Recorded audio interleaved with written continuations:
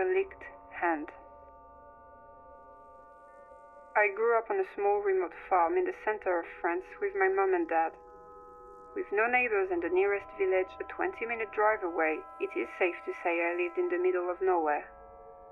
For the most part, I had a simple life. I would spend my days just relaxing in my room, drawing, listening to the news on the TV, whilst my puppy Harley would patiently sit by my side, watching me as I worked. He was a rather docile pet, but as loyal as it came. It was one night in winter when my parents decided to take a trip into Lyon to see friends. Nothing out of the ordinary there. I was 15 and more than capable of looking after myself. As far as I was concerned, it was just another normal day for me. As the night grew darker and I had finished washing up after dinner, I retreated back to my bedroom to relax and just continue on with my drawings as normal.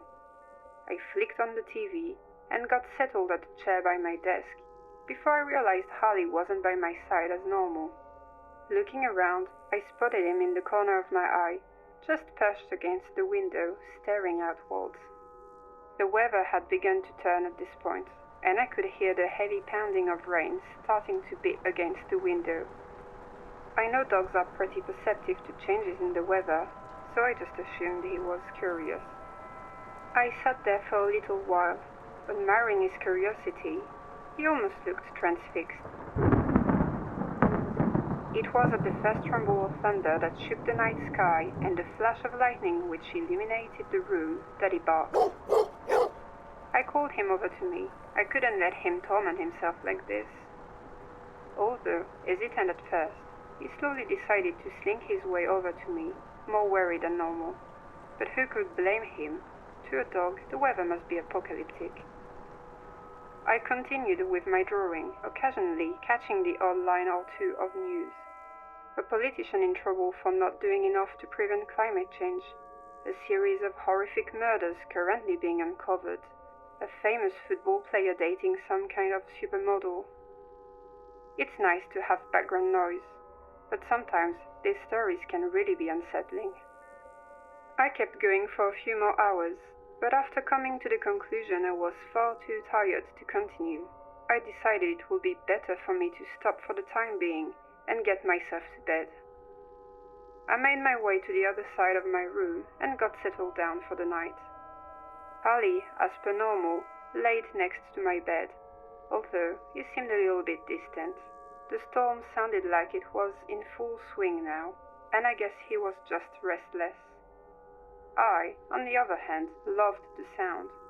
There was something calming about the heavy winds, rain, and distant claps of thunder. Before I realized it, I was asleep. I was startled awake by the door to my room slamming open. With the storm still raging outside, I reluctantly checked my phone for the time. My eyes burned from the dim light of the screen. There was a message from my parents saying they were on the way home. I guess they didn't want to leave me by myself when the weather was this bad. I tried to focus on the door a bit more. I swear I closed it before I went to bed, but living in an old farmhouse with a storm this strong, it was probably just the intense wind. I clambered out of bed in the pitch black of my room and closed the door. I was really not awake. As I got back into bed, I could hear Harley panting on the floor beside me. Poor guy must have been startled. I let my hand hang over the side of my bed to let him know I was there, as he gently licked my fingers. As I laid there, I realized how much my legs and thigh ached. I must have really been tossing and turning in my sleep. So, eventually, with the affectionate nuzzles of Harley, I managed to drift asleep once more. The next few moments of my life were a hazy blur that I still can't quite wrap my head around. I'm not quite sure how long I had been asleep for at this point, but the next thing I remember was my door bursting open once more.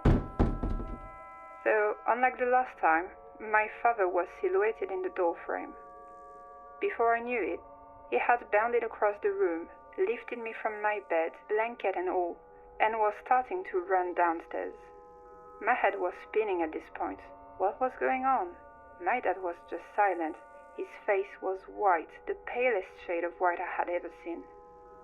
As we made our way to the front door, even over the storm, I could hear the sobs and wails of my mother.